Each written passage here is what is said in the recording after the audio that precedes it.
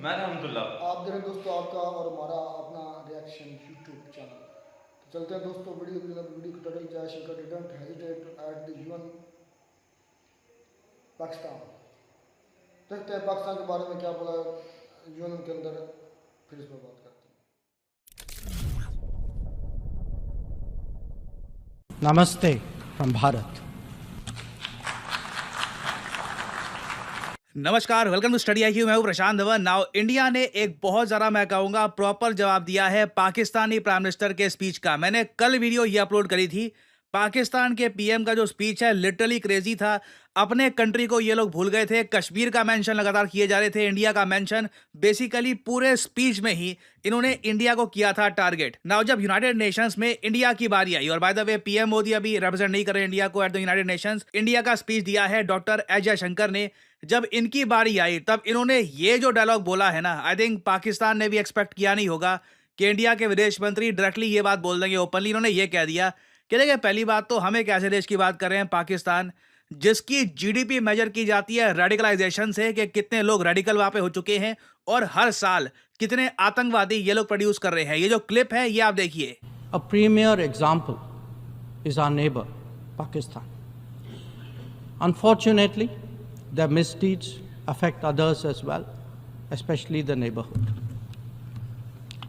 When this polity instills such fanaticism among its people, its GDP can only be measured in terms of radicalization and its exports in the form of terrorism. Today, we see the ills it sought to visit on others consume its own society. It can't blame the world. This is only karma. Madam President, a dysfunctional nation coveting the lands of others must be exposed and must be countered. Now 79th United Nations general assembly में जब जयशंकर साहब speech देने के लिए पहुंचे तो उन्होंने decide कर लिया था कि आज ये बहुत कुछ करेंगे, बस हेजिटेट नहीं करेंगे। और हेजिटेट इन्होंने बिल्कुल भी नहीं किया। बिल्कुल ओपनली जो पाकिस्तान के बारे में ट्रुथ ऑलरेडी काफ़ी सारे लोग जानते हैं, बस आप कह लीजिए यूएन में ऑफिशियली लोग बोलते नहीं है इसके बारे में। इंडिया ने ऑफिशियली बोल दिया। पहले तो ये कहा कि जो पाकिस्तान के साथ हो रहा है ये कर्मा है, इनके ही कर्म है, ये आज के समय ये लोग इसको भुगत रहे हैं। इनकी जीडीपी रेडिकलाइजेशन और टेररिज्म पे चलती है। और एक ऐसा देश, एक ऐसा डिसफंक्शनल देश जो दूसरों की जमीन को कब्जा कर बैठा है, इसे एक्सपोज करना बहुत ही ज्यादा इंपॉर्टेंट है। मुझे लगता नहीं है कि इंडिया ने इससे ज्यादा direct to the point language कभी यूज करी है पाकिस्तान के बारे में at the United Nations. This is quite unprecedented. और आगे जयशंकर साहब ने यह भी कहा कि शहबाज शरीफ जब अपना स्पीच देने के लिए आए तब ये काफी बार कहते थे कि जी यूएन रेजोल्यूशन के हिसाब से कश्मीर का जो समाधान है निकालना चाहिए, प्लेबिसाइड करना चाहिए। तो उन्होंने ओपनली कह दिया कि आज के समय एक ही काम करना बाकी रह गया है पीओके के इशू को लेकर, पाकिस्तान ऑक्यूपाइड कश्मीर के इशू को लेकर, कि पाकिस्तान को वो एरिया खाली कर देना चाहिए। We heard some bizarre assertions from it at this very forum yesterday. So let me make India's position perfectly clear. Pakistan's cross-border terrorism policy will never succeed, and it can have no expectation of impunity. On the contrary, actions will certainly have consequences. The issue to be resolved between us is now only the vacation of illegally occupied Indian territory by Pakistan, and of course, the abandonment of Pakistan's long-standing attachment to terrorism. और interestingly Pakistani social media पे आप अगर देखोगे तो शहबाज शरीफ के speech से ज़्यादा जयशंकर साहब का जो ये रिप्लाई है ये ज़रा पॉपुलर हो गया है। हालांकि मुझे ये बोलना पड़ेगा, जो मैंने आपको क्लिप्स दिखाई हैं ये जयशंकर साहब का जो लंबा स्पीच है बस उसके छोटे से पार्ट की हैं। वैसे इनका स्पीच आप अगर देखोगे, इन्होंने बहुत सी चीज़ों को कवर किया है। इन्होंने सबसे पहले तो ये बताया कि दुनिया मुश्किल दौर से गुजर रही है, अभी अभी पेंडेमिक ख़त्म हुआ है। उसके बाद हम देखते हैं कि यूक्रेन रशिया वॉर तीसरे साल में पहुंच चुकी है। जो कॉन्फ्लिक्ट हो रही है गाजा में, इसके वाइडर रेमिफिकेशंस हैं। इंटरेस्टिंगली इंडिया ने गाजा वॉर को लेकर इजराइल की आलोचना नहीं करी। इजराइल के अगेंस्ट कोई भी स्टेटमेंट इंडियन स्पीच में आपको नहीं दिखेगी, जबकि कई यूरोपियन कंट्रीज हैं और बाकी कंट्रीज हैं, वो इजराइल की आलोचना कर रहे थे कि जो गाजा में किया जा रहा है ये गलत है। फिर जयशंकर साहब ने आगे ये कहा है कि यूनाइटेड नेशंस पर से दुनिया का जो विश्वास है ये धीरे धीरे कमजोर हो रहा है। हमें रिफॉर्म्स चाहिए यूएन में, और ऑब्वियसली जब हम रिफॉर्म्स की बात कर रहे हैं उसमें इंडिया जैसे इंपॉर्टेंट कंट्री का होना बहुत ही ज्यादा इंपॉर्टेंट है, नहीं तो दुनिया की जो प्रॉब्लम्स हैं हम सुलझा नहीं पाएंगे। और ऐसी बातों को आप यूएन के सामने रखोगे कैसे, ये मैटर करता है। जयशंकर साहब ने जो वर्ड्स चूज किए हैं ये बहुत ही इंटरेस्टिंग है। इन्होंने ये कहा कि देखिए ग्लोबल ऑर्डर बहुत ज्यादा प्लुरलिस्टिक है। जब यूनाइटेड नेशंस शुरू हुआ था तब यूएन के 51 मेंबर थे, जो रियलिटी है। आप अगर हिस्ट्री पढ़ोगे, जब इनिशियली यूएन स्टार्ट हुआ इट हैड ओनली 51 मेंबर्स। धीरे धीरे कई कंट्रीज को विश्वास आया यूएन में, और फिर इवेंचुअली आज के समय यूएन के 193 मेंबर्स हो चुके हैं। The world has change profoundly and so have concerns and opportunities. Now तब से लेकर अब तक दुनिया बहुत जरा बदल चुकी है। वर्ल्ड वॉर 2 से लेकर अब तक अगर हम देखें, the whole world has changed. तो बहुत ज़्यादा इंपॉर्टेंट है कि यूएन का जो फंडामेंटल सिस्टम है, जो हम यूएन सिक्योरिटी काउंसिल की अगर हम बात करें, ये पुराने जमाने का ही रहे।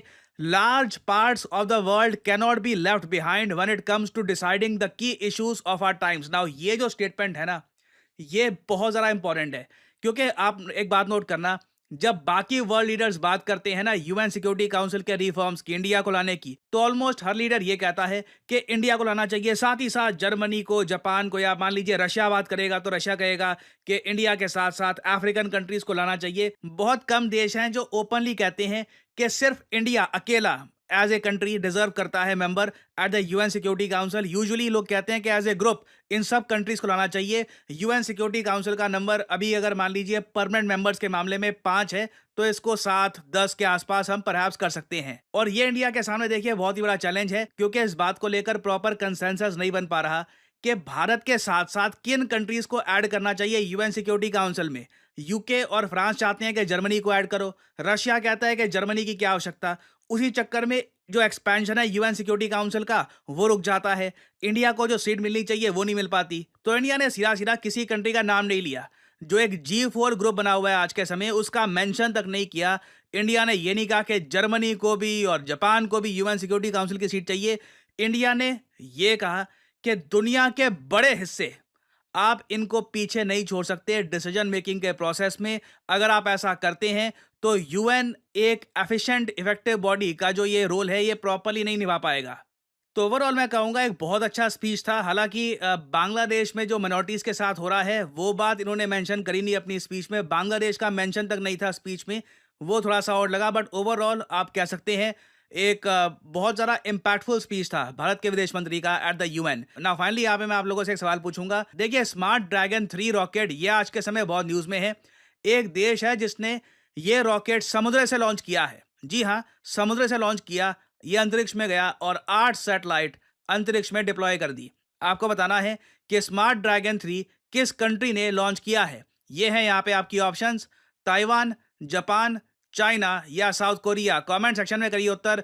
जो लोग देंगे सही आंसर उनकी कमेंट को मैं हार्ट दे दूंगा, ताकि बाकी लोग समझ पाएं कि सही उत्तर क्या है। तो दोस्तों वीडियो होगी खत्म। डॉक्टर एस जयशंकर ने जो स्टेटमेंट दी है ना, पाकिस्तान को जीडीपी इनके टेररिज्म के लिहाज से मेजर करनी चाहिए, या रेडिकलाइजेशन के जरिए, मतलब एक्सपोर्ट करते हैं टेररिज्म, जितना टेररिज्म ज़्यादा करेंगे उतनी ज़्यादा इनकी जीडीपी होगी।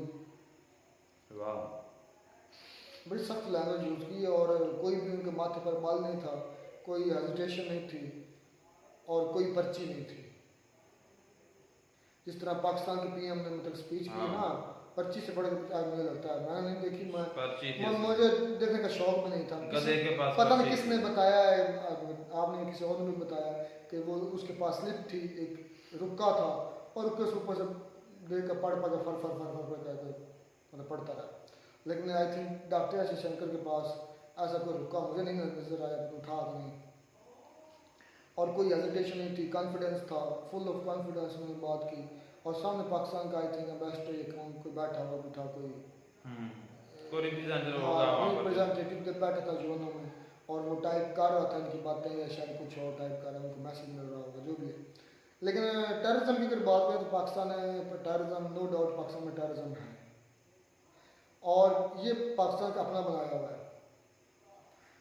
डॉलर की खातर हमने सोवियत यूनियन को तोड़ने के लिए अपना साथ दिया था अमेरिका बहादुर का, और उस वक्त ज़ियाउल हक ने जनाब ज़ियाउल हक ने शुरुआत की थी।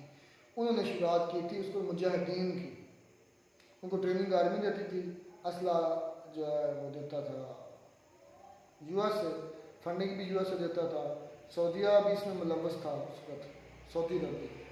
मुजाहिदीन सारे और रेडिकलाइज में मुजाहिदीन तैयार हुए, उनकी जमातें बनाई गई, जमातें बनाकर उनको अफ़गानिस्तान में लड़ने के लिए भेजा गया, ट्रेनिंग दी गई। वहाँ से ये सारा सिलसिला शुरू होता है। आमदरफ्त शुरू की गई अफ़गानिस्तान के साथ, खुले जितने भी अफ़गान थे, अफ़गानी थे, उनको ईज़िली आसानी हुई पाकिस्तान में इनफिल्ट्रेट करने की, एंटर होने की, एंटर हुए। फिर उन्होंने अपनी जमातें बनाई, उन्होंने अपने कारोबार बनाए, कुछ ने उन्हीं टीटीपी के साथ इस तरह की जमातों के साथ इल्हा किया और जिहाद किया। ये बनाया हुआ, मैं सारी इसकी स्टोरी जानता हूँ। ज़ियाउल दौर से शुरू हुआ था, फिर मुशर्रफ दौर में अरूज पकड़ा और भी ज़्यादा, क्योंकि मुशर्रफ दौर के अंदर अड्डे ले लिए थे नेटो ने और यूएस ने, और उस वक्त भी हमें ज़रूरत थी डॉलर्स की। डॉलर आते रहे, हम कहते हैं आज तक हम सुनते आए हैं कि भाई मुशर्रफ का दौर बड़ा सुनहरी दौर था, इसमें कोई शक नहीं, वाकई सुनहरी था, लेकिन पता नहीं था कि वो सुनहरी क्यों था। आज पता चला, जब दर बात है 1996 की मेरी पैदाइश है, और देख रहे कि 1999 और 2001 के बाद का ये सिस्टम शुरू हुआ है। तब से लेकर 2007 तक मुशर्रफ रहा, आई थिंक 6 या 7 तक मेरा ख्याल रहा। और इस दौरान बहुत डॉलर बरसात हुई है पाकिस्तान में, बरसात डॉलर्स की, इस तरह बारिश नहीं होती, जबकि बाद दीगरे बिलियंस ऑफ डॉलर पाकिस्तान में एंटर हुए।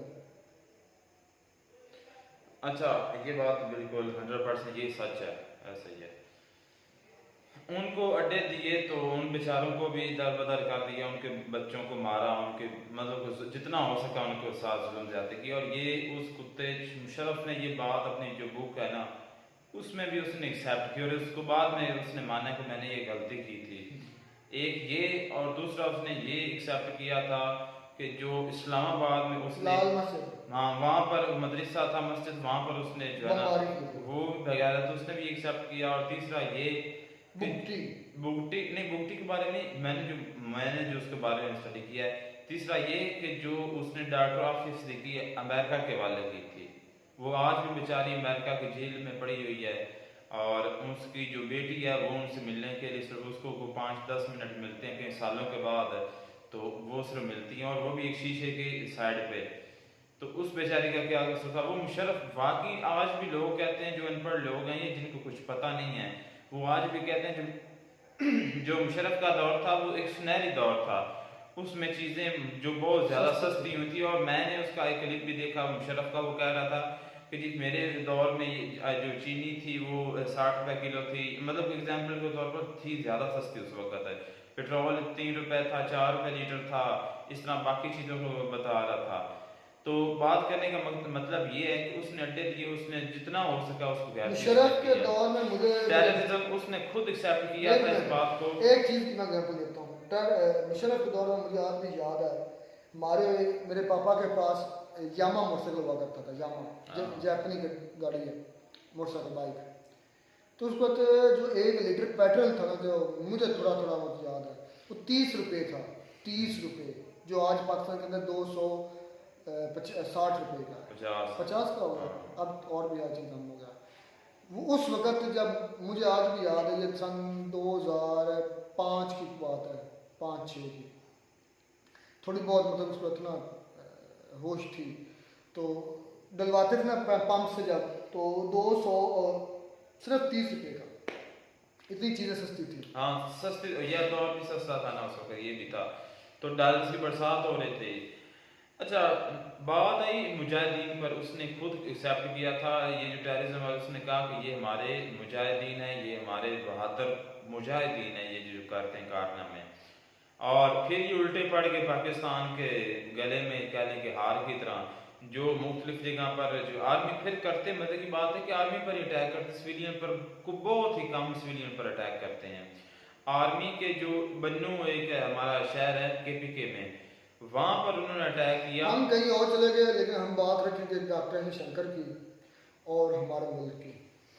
हमारे मुल्क में टेररिज्म है और जो बात उन्होंने की रिफॉर्म्स की यूएनओ में, डॉक्टर शंकर ने, वो भी ठीक है। उन्होंने कहा कि जो यूएनओ ये बिल्कुल गैर मौसर हो चुकी है, नॉन इफेक्टिव, ये बात सच है। मैंने कल यूएनओ के बारे में अगला वजूद किया था रंडी का कोठा। यूएनओ सिर्फ एक रंडी का कोठा है और कुछ नहीं है। हाँ रंडी पता है, सभी को पता है रंडी क्या होती है, कोठा, कमरा, हाउस। लफ्ज़ हिंदुस्तानी हमारा का है, लफ्ज़ नहीं है। अक्सर वो हमने देखा, हम तो बेवा कहते हैं, हाँ बेवा रंडी कहते हैं। अब बड़े रंडी के बच्चे ये अक्सर गाली में मतलब इंडिया में हम देखते रहते हैं, मूवीज में। हाँ मूवीज में देखते हैं तो फनी क्लिप। तो देखें कि बाकी यूएनओ ऐसा ही है, रंडी का कोठा बिल्कुल इस तरह ही है। इसमें भी रिफॉर्म मुझे अच्छा यार ये भी बहादुरी की बात है, हाँ उनकी, मैं ये उनको देखने की उनकी बहादुरी की बात है कि उस यूएनओ में खड़े होकर उस यूएनओ को सुना रहा है कि तुम अपनी कसर जो है वो छोड़ते जा रहे हो, तुम्हारी जो मजबूती थी वो कम होती जा रही है दुनिया में। तो बड़ी बहादुरी की ये भी यार बात है। ओवरऑल ठीक स्पीच थी, रिस्पॉन्स भी ठीक था पाकिस्तान को जो उन्होंने दिया। हम मानते हैं पाकिस्तान से गलतियाँ हुई हैं और उन्हीं गलतियों का खमियाजा आज पाकिस्तान भुगत रहा है। मिलता है वीडियो में नाटक साथ। God bless you.